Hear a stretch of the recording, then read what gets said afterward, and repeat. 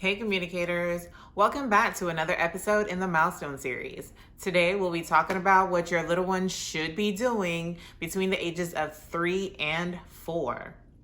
So expressively, your little one should have at least 1,600 words by now.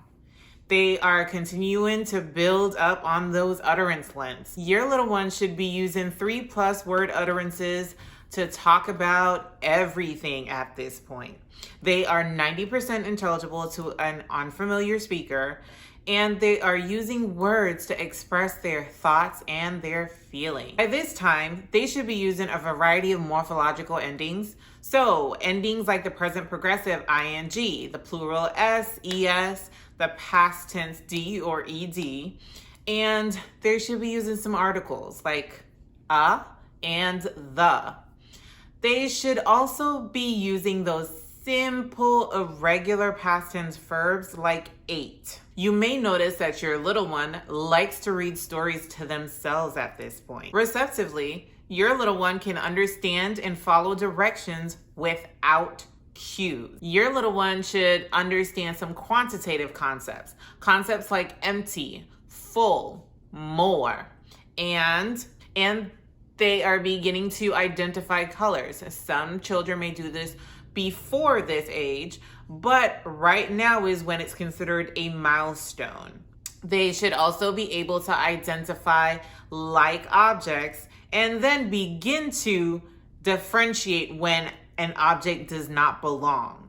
Your little one now has a deeper understanding for more complex WH questions. So WH questions asking the function of an object. So what do we do with a spoon? Or what is a plate used for? They should now be able to answer those questions using the language that they have, or the language that they should have.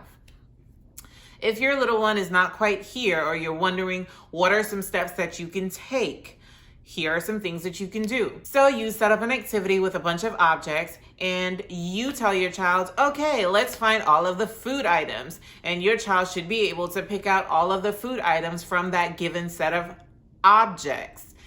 Then you can also target the other categories. So you have food, animals, vehicles, colors, shapes, whatever it may be.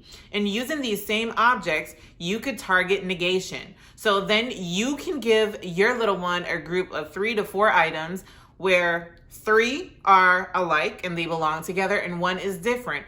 And give your child the opportunity to find the object that does not belong. At this time, they don't have to tell you why it doesn't belong. They just need to know that it doesn't. But it's always a plus if they can tell you why. As you know, I'm always going to tell you, read, and then read some more.